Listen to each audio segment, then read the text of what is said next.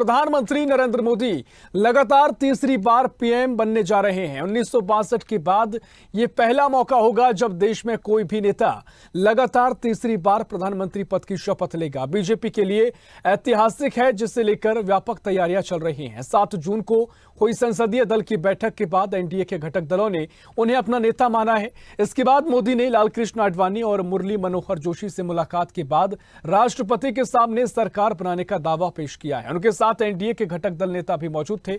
इस अवसर पर राष्ट्रपति द्रौपदी मुर्मू ने उन्हें अपने हाथों से दही भी खिलाया और मोदी 9 जून को शाम संभवतः तीसरी बार पीएम पद की शपथ लेंगे। लोकसभा चुनाव 2024 के बाद प्रधानमंत्री नरेंद्र मोदी और उनकी मंत्रिपरिषद के शपथ ग्रहण समारोह का आयोजन 9 जून 2024 को किया जाएगा। यानी कल मंत्री पद की शपथ भी तमाम सांसद लेंगे और प्रधानमंत्री पद की शपथ भी कल ली जाएगी।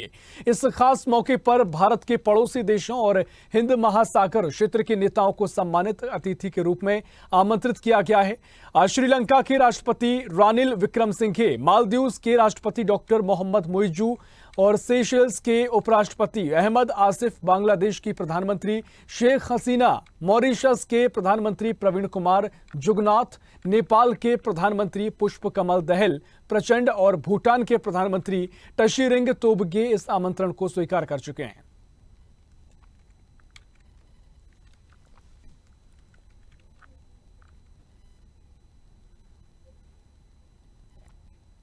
और इसी बीच मोदी के शपथ को लेकर बड़ी अपडेट निकलकर सामने आई है, जहां राष्ट्रपति भवन ने प्रेस रिलीज जारी कर दिया है। ये बड़ी अपडेट आपको मोदी के शपथ ग्रहण समारोह को लेकर बता रहे हैं, जहां राष्ट्रपति भवन ने प्रेस रिलीज जारी किया है और 9 जून यानी कल प्रधानमंत्री पद की शपथ लेंगे नरेंद्र मोदी। 7:15 पर शाम को शपथ ग्रहण समारोह का आयोजन किया जाएगा। ये बड़ी अपडेट आपको दे रहे हैं, प्रेस रिलीज जारी कर दिया गया है। यह अपडेट आपको दे रहे हैं, जहां 9 जून यानी कल पीएम पद की शपथ लेंगे नरेंद्र मोदी और 7:15 का समय निर्धारित किया गया है। शाम को शपथ ग्रहण समारोह होगा।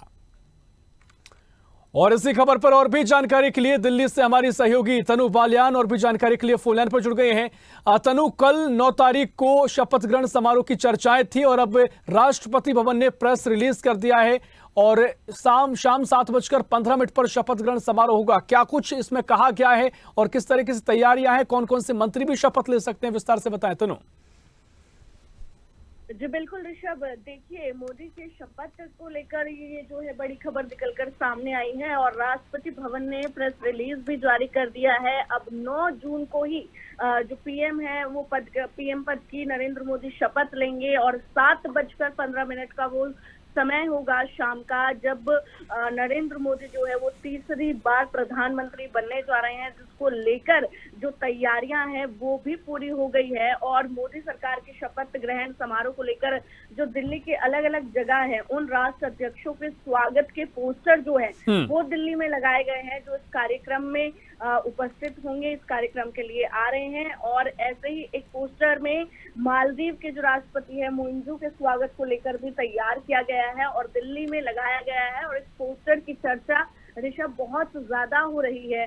वहीं लगातार जिस तरीके से मैं कह रही थी कि राष्ट्रपति भवन में जो तैयारियां हैं वो शुरू हो गई है और पूरा जो प्लान है वो अब रेडी हो चुका है कि कितने बजे जो है वो समारोह जो शुरुआत होगा, उसके बाद क्या कुछ होगा। और जो तमाम सदस्य जो है वो भी शपथ जो है वो उस दिन लेंगे और दिल्ली में नो फ्लाइंग जोन जो है वो घोषित कर दिया है राष्ट्रपति भवन के ऊपर से कोई भी फ्लाइंग जोन उस दिन नहीं रहेगा, कोई भी फ्लाइट जो है वो उड़ान नहीं भर सकेगी। तो जिस तरीके से तैयारियां हैं वो पूरी हो गई है। दिल्ली पुलिस कमिश्नर ने ये आदेश जारी किया है कि पूरी दिल्ली को ही नो फ्लाइंग जोन घोषित कर दिया गया है और 2 दिन के लिए नो फ्लाइंग जोन जो है वो घोषित कर दिया है, यानी कि 9 जून और 10 जून।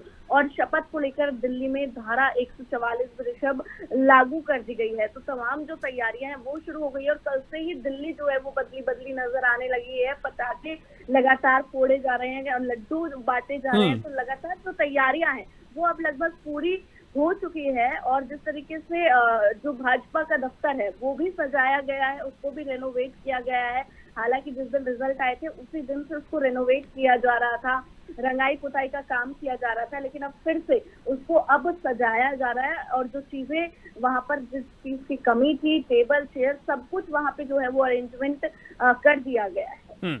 निश्चित तौर पर देखिए 293 सांसद एनडीए से चुनकर आए हैं और तमाम जानकारी का जिक्र आपने किया। 1962 के बाद ये पहला मौका है जब कोई नेता तीसरी बार प्रधानमंत्री पद की शपथ ले रहा हो। तनु, तो जिस तरीके से सवाल कई है कि प्रधानमंत्री पद की शपथ तो कल नरेंद्र मोदी लेंगे, लेकिन क्या सांसदों के मंत्री बनने की कोई चर्चाएं हैं? क्योंकि जो एनडीए के तमाम दल हैं उनमें से चर्चाएं ये निकल कर आई हैं क्योंकि फॉर्मूला तय किया गया है कि 4 सांसद पर एक मंत्री यहां पर बनना तय बताया जा रहा है। और कुछ खबरें ये भी हैं कि टीडीपी जेडीयू से दो सांसद भी मंत्री पद की शपथ ले सकते हैं। लेकिन अगर 4 सांसदों वाला फॉर्मूला तय होता है तो टीडीपी के पास 16 सांसद हैं, यानी 4 मंत्री उनके बन सकते हैं।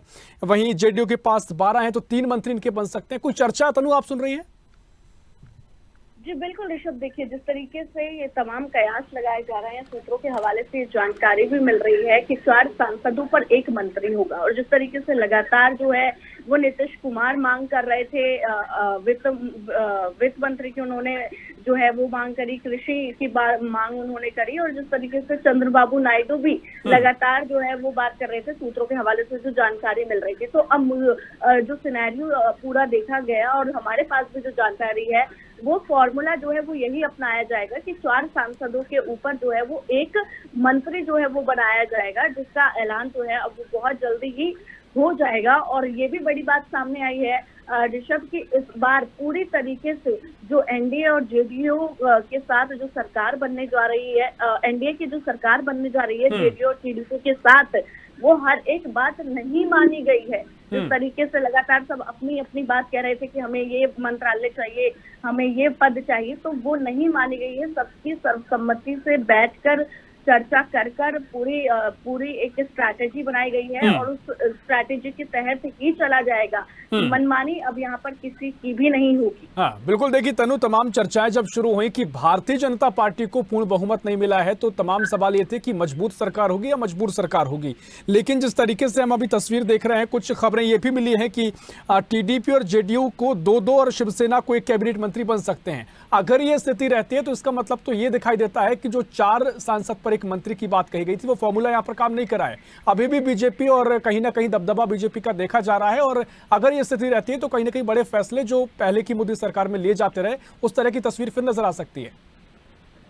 जी बिल्कुल ऋषभ, जिस तरीके से आपने जिक्र किया और आपकी बात बिल्कुल सही भी है, अब जो बीजेपी सरकार है वो मजबूत ही दिखाई दे रही है। एनडीए के साथ बेशक जो है वो सरकार बनने जा रही है, एक एनडीए की सरकार बनने जा रही है। 3.0 जो है वो अब प्रधानमंत्री का वर्जन देखने को मिलेगा, लेकिन आज भी कहीं ना कहीं बीजेपी मजबूत दिखाई दे रही है। जो डिसीजंस लिए गए हैं, चाहे वो जेडीयू को लेकर हो, चाहे टीडीपी को लेकर जो डिसीजंस लिए गए हैं, और जितनी भी तैयारियां दिल्ली में जो देखी जा रही है वो यही साबित करती है कि बीजेपी कल भी मजबूत थी जब 2019 में सरकार बनी, जब 2014 में, और अब 2024 में भी बीजेपी मजबूती के साथ आगे बढ़ रही है। जिस तरीके से ये बात कही जा रही थी कि जेपी नड्डा, जो बड़े बड़े चेहरे हैं, जेपी नड्डा, अमित शाह, निर्मला सीतारमण, उनको बैक ऑफ किया जाएगा और नए लोगों को जो है वो जगह दी जाएगी, नए मंत्री यहाँ पर बनाए जाएंगे अलग अलग पार्टी से। लेकिन अब ऐसा कुछ भी नहीं है, अब होगा वही जो डिसाइड हुआ है और बीजेपी आज भी मजबूत है। एक बड़ा मैसेज ये भी देने की कोशिश लगातार बीजेपी की तरफ से की जा रही है, क्योंकि विपक्ष हमेशा ये कह रहा था कि अब तो गठबंधन की सरकार है, अब तो बैसाखी है, एक हट जाएगा दूसरा हट जाएगा। तमाम सियासी गलियारों में ये चर्चाएं थी, लेकिन इन पर अब विराम लग चुका है। निश्चित तौर पर देखना दिलचस्प भी होगा कि कितने मंत्री किस दल के बनते हैं और साथ ही विभाग उन्हें कौन से मिलते हैं, भी देखना दिलचस्प होगा। हालांकि कल ऐतिहासिक मौका रहेगा, तीसरी बार प्रधानमंत्री पद की शपथ नरेंद्र मोदी लेंगे। सभी की निगाहें रहेंगी, आपसे हम आगे भी अपडेट लेंगे। फिलहाल बहुत शुक्रिया तनु, आपका तमाम जानकारी हम तक पहुंचाने के लिए।